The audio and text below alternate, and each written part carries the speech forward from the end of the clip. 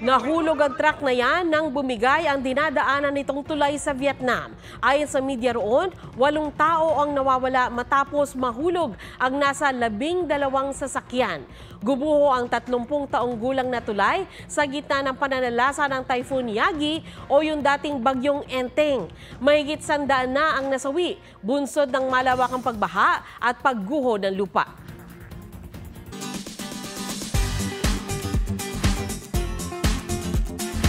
Parang born in the wrong era ang isang Gen Z content creator dahil ang mga hilig niya 80s at 90s mula sa playlist, forma at koleksyon.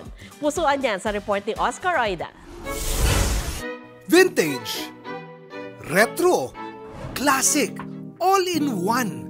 Meet the Gen Z boy nostalgia at antique collector mula Davao City, Melvin Clyde.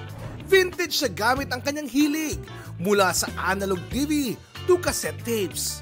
Pormahang luma, that's his retro aesthetic. Inspired ng kanyang ama.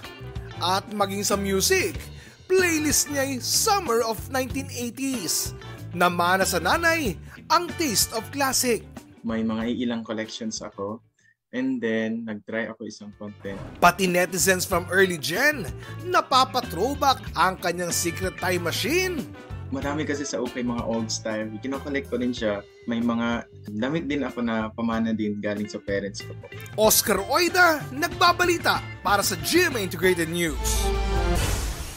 Hindi napigilang ilabas ni Lara L. Antonio ang saloobin sa Facebook post.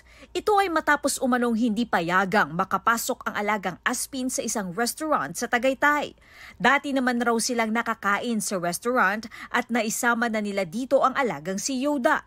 Pero nitong linggo, yung una kong nakita, dogs must have a diaper at all times. At that point, wala kaming dala na diaper. Kaya pumasok ang partner ni Lara sa restaurant para bumili ng diaper. Pero muli raw silang kinausap ng staff. Sinabi niya sa akin na, Ma'am, yung hanggang medium size lang po.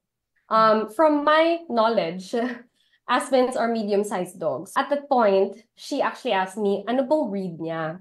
Muli raw siyang lumapit sa manager. In-explain niya sa akin na the only dogs that are allowed inside, parang 10 to 15 has been a rule from before pa, Shih Tzus and Labradors. Ramdam daw ni Lara ang discrimination sa alagang Aspin. Aspins are not Aspin lang. You know, they're not something that you push to the side. Treat animals kindly, regardless of their breed. Ilang beses naming kinuhanan ng pahayag ang restaurant. Una nilang sinabi na mag-uusap muna raw sila, ngunit hindi na sila muling sumagot sa aming tawag. Sa kanilang post kahapon, humingi sila ng paumanhin sa insidente kaugnay ng kanilang pet policy. Nagpapasalamat naman si Lara sa suporta ng netizens. Pati nga sa Instagram ni Panda Escudero, ang alagang Aspin ni Heart Evangelista, niyaya si Yoda para sa isang high tea. Hi Panda, we're ready for high tea! Sabi naman ng animal welfare groups, dapat malinaw ang patakaran ng mga establishmento. Kapag sinabi raw na pet-friendly, pwede ang anumang breed ng aso o pusa.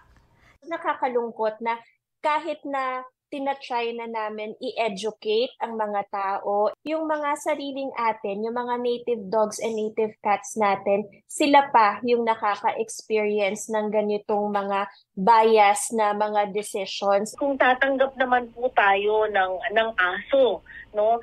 Siguro ang qualifications lang siguro pwede yung size. Sana naman wag naman yung breed.